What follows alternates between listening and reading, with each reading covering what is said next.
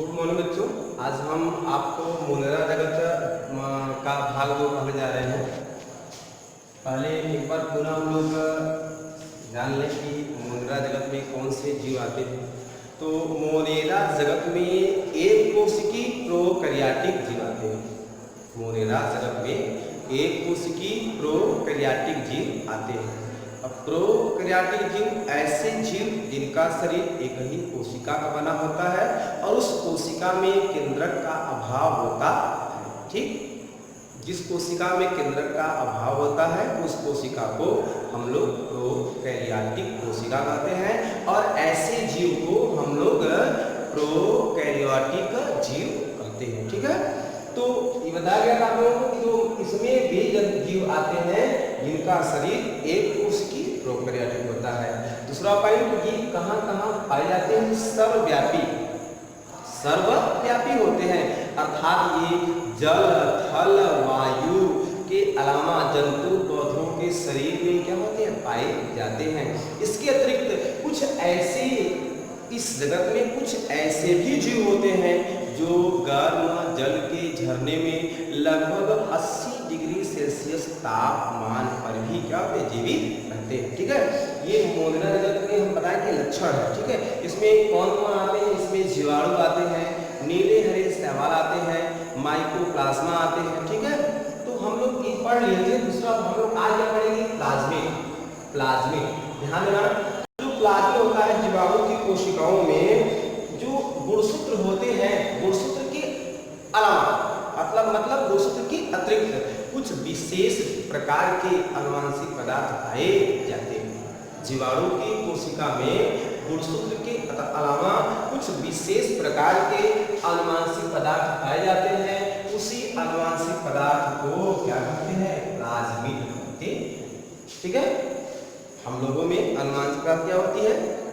गुणसूत्र होती है। ठीक है, जीवाणु कोशिका में गुणसूत्र होती है, उसके अलावा कुछ विशेष प्रकार के अनुवांशिक पदार्थ पाए जाते हैं जिसे हम लोग प्लाज्मिड कहते हैं। ठीक, यही प्लाज्मिड जब ध्यान देना, जब ये प्लाज्मिड जो होती है, जब यह सक्रिय होती है, ठीक है, तो जीवाणुओं में विशेष लक्षण, अनेक लक्षण मतलब दूसरे लक्षण क्या होते हैं? आ जाते हैं। ठीक है, तो जो जीवाणु होती है, जीवाणु कोशिका में अनुवांशिक पदार्थ के अतिरिक्त कुछ विशेष प्रकार के अनुवांशिक पदार्थ पाए जाते हैं जिसे हम लोग प्लाज्मिड कहते हैं। ठीक है,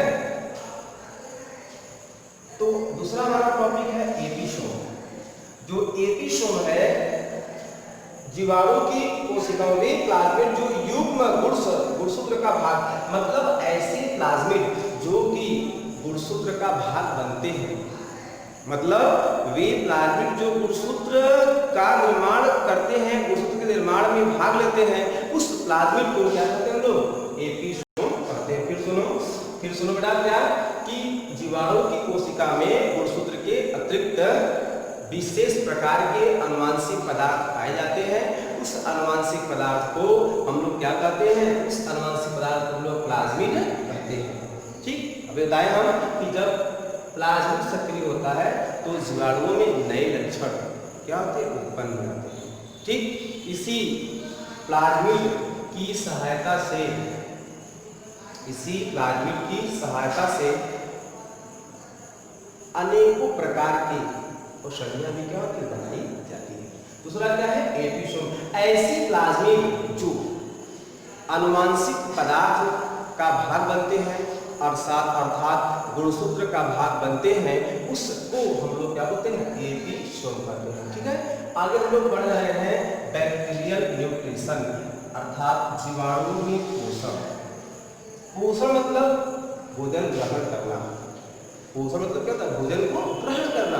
मतलब जो जीवाणु होते हैं वो किस प्रकार से भोजन करते हैं, किस प्रकार से भोजन करते हैं। ठीक है, तो पोषण के आधार पर जो जीवाणु होते हैं वे दो प्रकार के होते हैं। पहला क्या है? परपोषी हेटेरोट्रॉफिक, दूसरा क्या है? स्वपोषी ऑटोट्रॉफिक। हेटेरोट्रॉफिक और ऑटोट्रॉफिक। परपोषी हम लोग क्या है बेटा? हम लोग अपना भोजन बना लेते हैं, हम लोग अपना भोजन नहीं बना पाते तो हम लोग भी क्या है, हम लोग भी परपोषी हैं। जो पौधे होते हैं वे अपना भोजन बना लेते हैं तो वो क्या है, स्वपोषी है। तो वे जीव जो अपना भोजन नहीं बनाते, भोजन के लिए वे दूसरे पर निर्भर होते हैं, उस जीव को हम लोग क्या बोलते हैं, परपोषी कहते हैं। और वे जीव जो अपना भोजन बना लेते हैं उसे हम लोग क्या बोलते हैं, स्वपोषी कहते हैं। जितने जंतु होते हैं वो जंतु प्रायः क्या होते हैं, वे जंतु प्रायः परपोषी होते हैं। लेकिन जितने पौधे होते हैं उन पौधों में से अधिकांश का मतलब प्रायः क्या होते हैं, स्वपोषी होते हैं, मतलब वे अपना भोजन बना लेते हैं।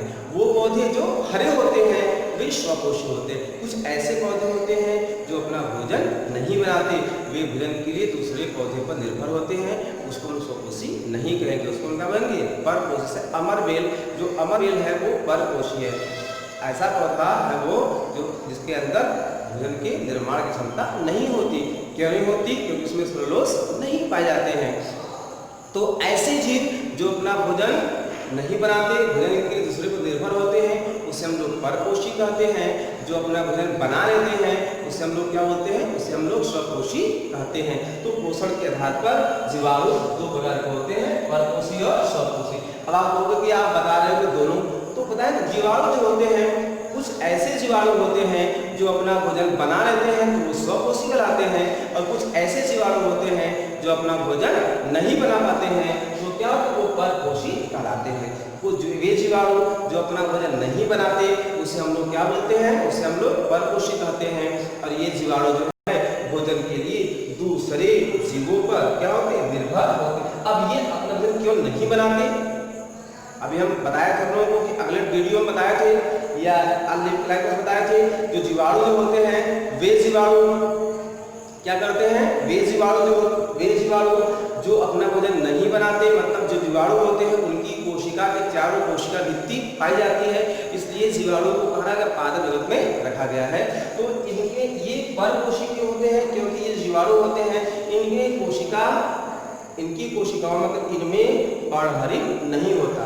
पर्णहरिम के न होने के कारण जो जीवाणु होते हैं ये अपना भोजन नहीं बनाते, इसलिए इसको क्या बोलते हैं, परपोषी कहते हैं। कुछ ऐसे जीवाणु होते हैं जिसमें वर्णक पाए जाते हैं, अर्थात पर्णहरिम या उसके ऐसे पदार्थ पाए जाते हैं, इसलिए वे अपना भोजन बना लेते हैं, उसे हम लोग क्या बोलते हैं, स्वपोषी ऑटोट्रॉफी कहते हैं। ठीक है, तो ये जो परपोषी है, जो परपोषी जीवाणु होते हैं वो प्रायः क्या होते हैं, 3 प्रकार के होते हैं। जो परपोषी होते हैं वे क्या होते हैं, परपोषी 3 प्रकार के होते हैं। उसमें पहला है परजीवी, दूसरा है मृतोपजीवी, तीसरा है सहजीवी। ठीक है, परजीवी इसका नाम ही है परजीवी, मतलब कुछ ऐसे जीवाणु होते हैं जो दूसरे जीव के शरीर पर या शरीर में रहते हैं और उन्हीं से अपना भोजन ग्रहण करते हैं, उससे हम लोग क्या बोलते हैं, उससे हम लोग परजीवी, पैरासाइट कहते हैं, परजीवी कहते हैं। मतलब ये जिस जीव शरीर में रहते हैं उसी से अपना भोजन ग्रहण करते हैं। ये लाभदायक और हानिकारक दोनों होते हैं, प्रायः हानिकारक होते हैं, कुछ ऐसे भी होते हैं जो लाभदायक होते हैं। ठीक, दूसरा हमारा है मृतोपजीवी, सैप्रोफाइट्स। ऐसे जीवाणु जो सड़े गले मृत पदार्थों से, सड़े गले कार्बनिक मृत पदार्थों से अपना भोजन ग्रहण करते हैं, उसे हम लोग क्या बोलते हैं, उसे हम लोग मृतोपजीवी कहते हैं। ठीक है, और ऐसे कुछ ऐसे जीवाणु होते हैं जो कि सहजीव, जो साथ रहते हैं, मतलब जिस जीव से अपना भोजन ग्रहण करते हैं उसे क्या लाभ पहुंचाते हैं, उसे हम लोग कहते हैं क्या, सहजीवी। फिर सुनो एक बार, पोषण के आधार पर जीवाणु 2 प्रकार के होते हैं। पोषण बताएगा नहीं हम, भोजन ग्रहण करने के आधार पर, भोजन के आधार पर। तो इसमें पहला क्या है, परपोषी, दूसरा है स्वपोषी।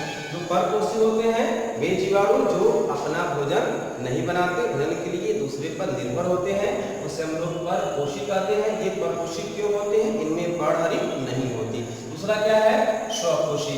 ऐसे जीवाणु जो अपना भोजन बना लेते हैं उसे हम लोग स्वपोषी कहते हैं। इनमें क्या होते हैं, पर्णहरिम या उसकी जैसे वर्णक पाए जाते हैं, इसकी सहायता से यह अपना भोजन बना लेता है। ठीक है, जो परपोषी होते हैं, परपोषी 3 प्रकार के, मतलब परपोषी 3 प्रकार के होते हैं। पहला क्या है? परजीवी, दूसरा मिथोपजीवी, तीसरा सहजीवी। परजीवी किससे कहते हैं? ऐसे जीवाणु जो जिस जीव पर रहते हैं, जिस जीव शरीर में रहते हैं, उसी से भोजन लेते हैं, उसे हम लोग क्या बोलते हैं? उसे हम लोग परजीवी कहते हैं। ये प्रायः हानिकारक होते हैं। कुछ ऐसे जीवाणु होते हैं जो लाभदायक भी होते हैं। दूसरा क्या है हमारा? मिथोपजीवी, सैप्रोफाइट्स, ऐसे जीवाणु जो सड़े गले कार्बनिक पदार्थ या मृत जीव शरीर से अपना भोजन ग्रहण करते हैं, अपना भोजन लेते हैं, उसे हम लोग क्या बोलते हैं? उसे हम लोग मिथोपजीवी अर्थात सैप्रोफाइट्स कहते हैं। दूसरा क्या है? सहजीवी, ऐसे जीवाणु जो दूसरे पौधे या जंतु के साथ रहते हैं, उससे भोजन लेते हैं, उसे हानि नहीं बल्कि क्या लाभ हो जाते हैं, उसे हम लोग क्या बोलते हैं? सहजीवी जीवाणु कहते हैं। ठीक, अब जो स्वकोषी होते हैं, स्वकोषी भी क्या होते हैं? 2 प्रकार के होते हैं, जिसको हम लोग कल पढ़ेंगे।